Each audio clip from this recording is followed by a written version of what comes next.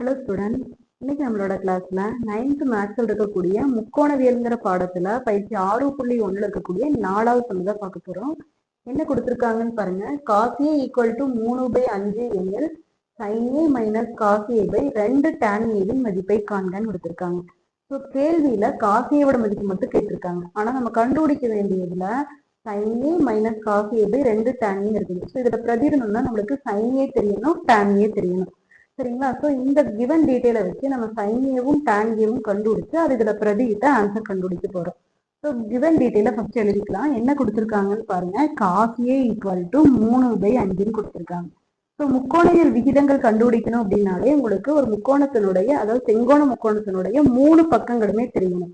அதாவது நீங்க எந்த கோணத்தை வச்சு ஏ வச்சுதான் இங்க கொடுத்துருக்காங்க. ஸோ ஏனுடைய எதிர்பக்கம் என்ன, ஏனுடைய அடுத்துள்ள பக்கம் என்ன, அந்த செங்கோண முக்கோணத்தினுடைய கர்ணம் என்னன்னு தெரிஞ்சதுனா தான் நம்மளுக்கு எல்லா முக்கோணவியல் விகிதங்களுமே கண்டுபிடிக்க முடியும். ஸோ இப்போ இதனுடைய ஃபார்முலா எழுதிக்கலாம். காசியோட ஃபார்முலா என்ன அப்படின்னா அடுத்துள்ள பக்கம் பை கர்ணம். ஸோ இங்க மேல இருக்கக்கூடிய நம்பரை அடுத்துள்ள பக்கமாகவும், அதாவது 3ங்கிற நம்பரை அடுத்துள்ள பக்கமாகவும் 5ங்கிற நம்பரை கர்ணமாகவும் நம்ம கன்சிடர் பண்ணிக்கலாம். ஒரு செங்கோண முக்கோணம் டிரா பண்ணிக்கலாம். இதுக்கு நம்மளாவே என்ன பண்ணிக்கலாம் அப்படின்னா ஏபிசின்னு பேர் கொடுத்துக்கலாம். இங்க நம்மளுக்கு ஏவை பொறுத்து தான் நம்மளுக்கு இந்த முக்கோணவியல் விகிதமே கொடுத்துருக்குறாங்க.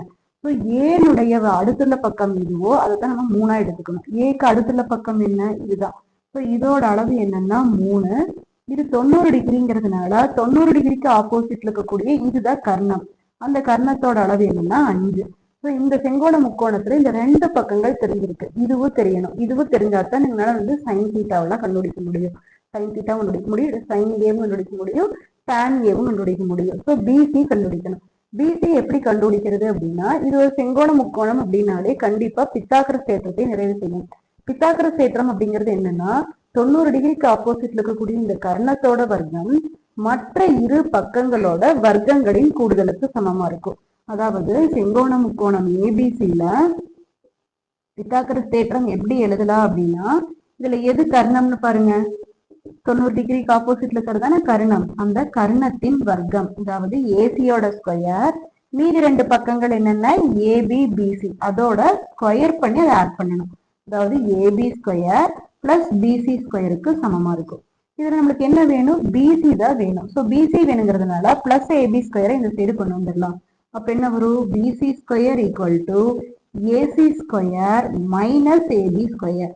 கர்ணத்தினுடைய வர்க்கத்திலிருந்து இந்த பக்கத்தினுடைய வர்க்கத்தை கழிச்சோம்னா இதோட வர்க்கம் கிடைக்கும். இப்போ உங்களுக்கு பிசி தானே வேணும். ஸோ 2 பக்கம் ஸ்கொயர் ரூட் எடுத்தோம் அப்படின்னா square root of AC square minus AB ஸ்கொயர்னு வரும். இதுல சப்ஸ்டியூட் பண்ணுங்க. ஏசியோட அளவு எவ்வளோன்னு பாருங்க. ஏசியோட அளவு 5. ஸோ 5 ஸ்கொயர் மைனஸ் ஏபியோட அளவு எவ்வளோன்னு பாருங்க 3. So 3 square. ஸோ 5ஓட ஸ்கொயர் எவ்வளோ 25 மைனஸ் 3ஓட ஸ்கொயர் எவ்வளோ 9. 2ஐ கழிச்சிங்கன்னா 16. ஸோ பிசி ஈக்குவல் டு 16னுடைய வர்க்க மூலம் என்ன 4. ஸோ பிசியோட அளவு எவ்வளோன்னு தெரிஞ்சிருச்சு, 4ன்னு தெரிஞ்சிருச்சு. ஸோ இந்த செங்கோண முக்கோணத்தினுடைய 3 அளவுகளுமே இப்ப தெரிஞ்சிருச்சு. இது நம்மளுக்கு எல்லா முக்கோணவியல் விகிதங்களுமே வேண்டியதில்லை. இதுல சப்ஸ்டியூட் பண்றதுக்கு என்னென்ன வேணும்னு பாருங்க. காசி ஆல்ரெடி இருக்கு, சைன் ஏவும் tan ஏவும் தான் வேணும். ஸோ ஃபர்ஸ்ட் சைன் ஏ கண்டுபிடிக்கலாம். சைன் ஏவோட ஃபார்முலா என்ன, எதிர்பக்கம் பை கர்ணம். ஸோ ஏவுக்கு எதிர்பக்கம் என்ன, இந்த முக்கோணத்தினுடைய கர்ணம் என்னன்னு பார்க்கணும். ஸோ ஏவை வச்சு கொடுத்துருக்கிறதுனால ஸோ ஏவோட எதிர்பக்கம் என்ன பிசி, கர்ணம் என்ன ஏசி. இப்போ சைன் ஏவோட ஃபார்முலா என்ன, பிசி பை ஏசி. பிசியோட அளவு எவ்வளோன்னு பாருங்க 4, ஏசியோட அளவு 5. ஸோ சைன் ஏவோட மதிப்பு 4/5. அதே மாதிரி tan ஏ கண்டுபிடிங்க. tan ஏக்கு ஃபார்முலா என்னன்னா எதிர்பக்கம் பை அடுத்துள்ள பக்கம். ஸோ இதை பொறுத்து எது எதிர்பக்கம் பிசி, எது அடுத்துள்ள பக்கம் AB. So BC by AB தான் tan ஏவோட ஃபார்முலா, பிசி பை ஏபி. இதுல சப்ஸ்டியூட் பண்ணுங்க. பிசியோட மதிப்பு எவ்வளோ 4, ஏபியோட மதிப்பு 3. ஸோ 4/3 அப்படிங்கிறதா இதோட ஆன்சர். இப்ப நம்ம கண்டுபிடிக்க வேண்டியது எதோட மதிப்பு, sine A minus cos A by 2 tan A அப்படிங்கிறத நம்ம கண்டுபிடிக்க வேண்டியதோட மதிப்பு. இதுல சப்ஸ்டியூட் பண்ணுங்க. நம்ம கண்டுபிடிச்ச மதிப்புடையில இதுல பிரதியிடுங்க. சைன் ஏவோட மதிப்பு என்னன்னு கண்டுபிடிச்சிருக்கிறோம் 4/5 மைனஸ் காஸ் ஏவோட மதிப்பு என்னன்னு பாருங்க 3/5. அது தரவுலயே இருக்கு, அதாவது கிவன்லயே இருக்கு. ஸோ பை கீழே டினாமினேட்டர்ல 2 இன்டூ tan ஏவோட மதிப்பு. tan ஏவோட மதிப்பு என்ன 4/3. மேல பாருங்க இந்த 2 பின்னத்தையும் கழிக்கணும்.